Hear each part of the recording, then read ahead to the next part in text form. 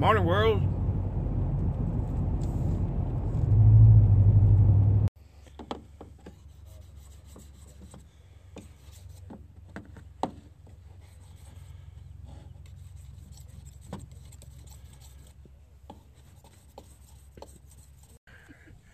Here's the web one.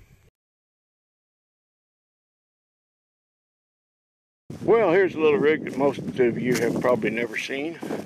It's called a Girette. It's used to prune these trees. You hop in this carriage here, and it'll lift you up and around and down, and you can get up in the tops of these trees and do your pruning, and don't have to use a ladder. And it will hurt you. This guy that owns this one tipped it over last year, broke his pelvis, and he was really messed up for a long time. But old Danny Brown was a master at one of these things. This thing will go forward and backwards and back and forth, sideways and up and down all at the same time. And he could turn this thing around its own footprint. He could flat operate one of these things. But I used to own one of these. I used to own an orchard. I owned one of these and I pruned with it. Of course, that orchard was, I was relieved of it in a divorce. As a matter of fact, I was relieved of an orchard and a 5,000 square foot home overlooking the Columbia River. I was relieved of everything except that old red Chevy truck and 2 of these Husky chainsaws and the clothes on my back. But, you know, sometimes it's nice to start with a clean slate, I guess.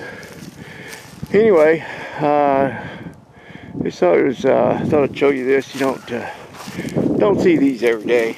I don't think they use them much anymore. The little guy, you know, the smaller growers that have their own, do a lot of their own pruning and stuff, they use them. And boy, I don't think he wants to tip it over again. He's piled some weights in there. He's got tractor weights in there and concrete.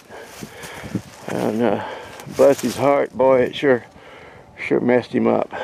But yeah, gotta watch the center of gravity for sure. And he's got kind of the old Danny Brown gas tank going on there, looks like, or maybe that's just spare gas, I guess, in case you run out. All right, I gotta count some trees.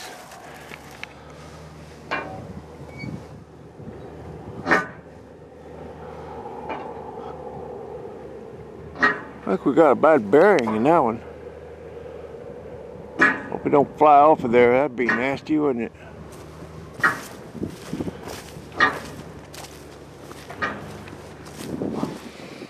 Here's how not to cut trees for grafting. I told him to call me, and we'll talk about how to cut them down next time.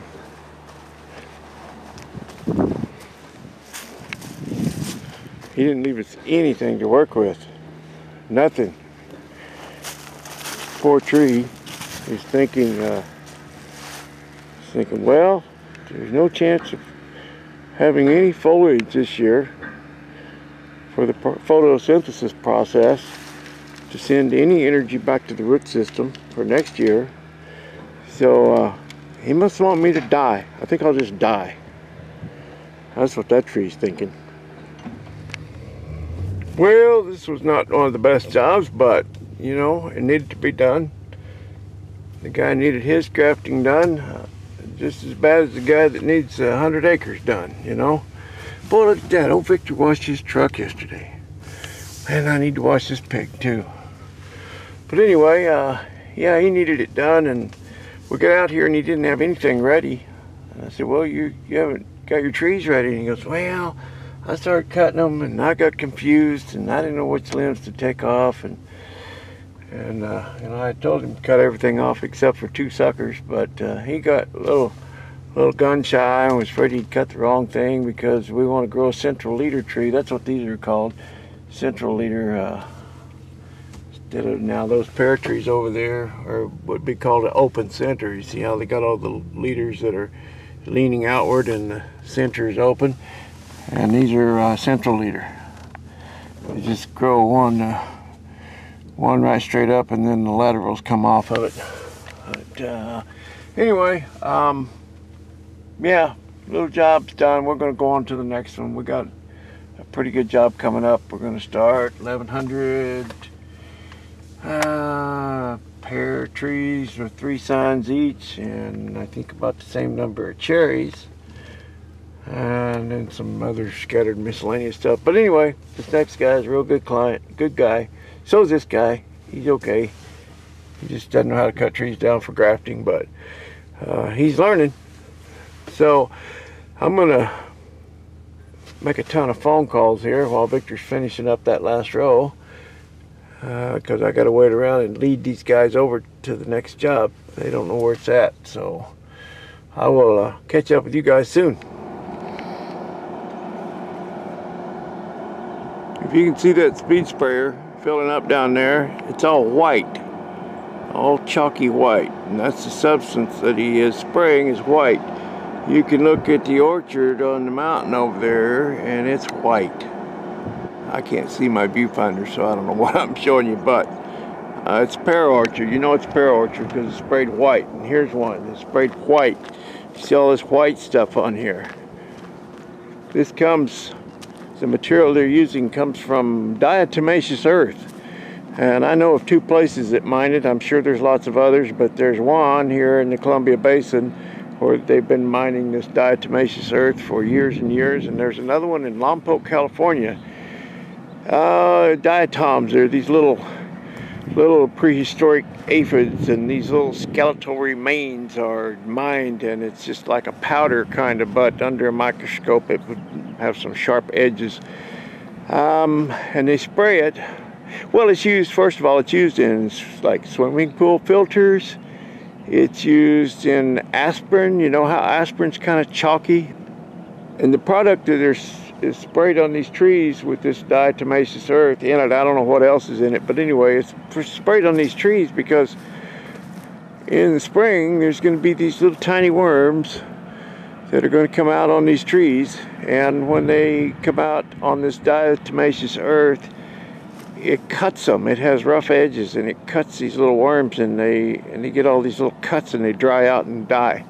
And so all the pear orchards, you'll see they're all sprayed white this time of year. And that's what it is. It's these it's the use of this diatomaceous earth and whatever else is in the product. Oh, when I'm out in these orchards, I'm always looking around for old iron.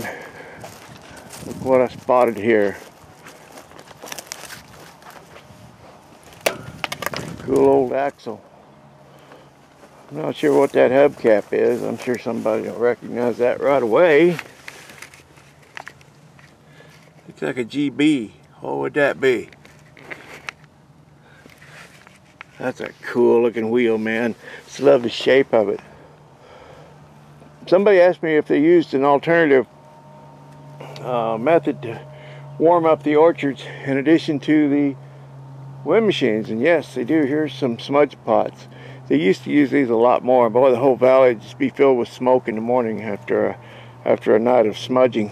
They burn diesel in these, and they still use them some.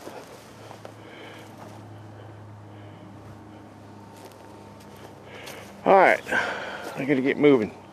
Gotta do payroll today. The guy I'm working for here is a really good guy. He's over there cutting down pear trees that we're going to graft. He's pre-cutting them. He'll cut them back about 1 foot from the crotch and get all the brush out of the field, so we're not tripping over that brush with the knives. But I went out there and I said, man, Mel, you're really knocking these things down. I could use a guy like you on my crew if you're ever looking for a job.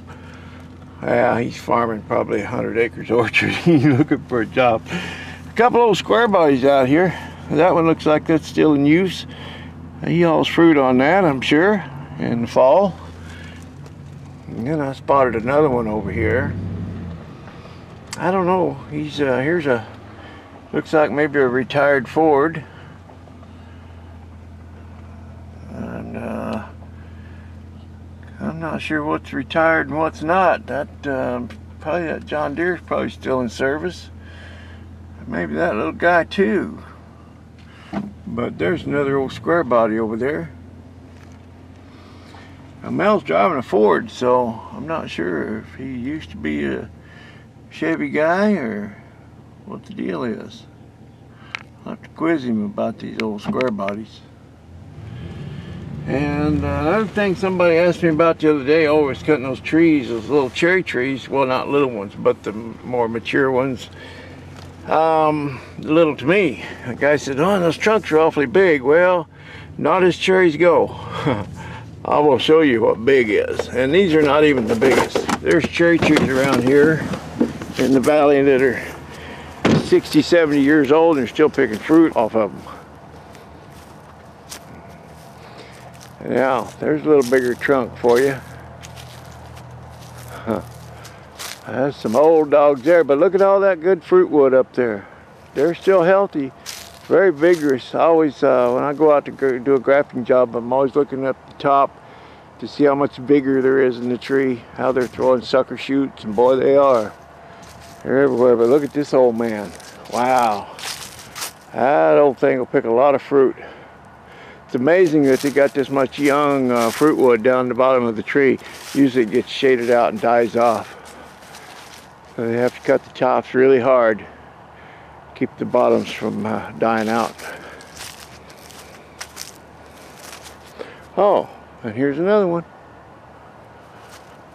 Okay, I gotta go hook up with Amy and get some payroll done.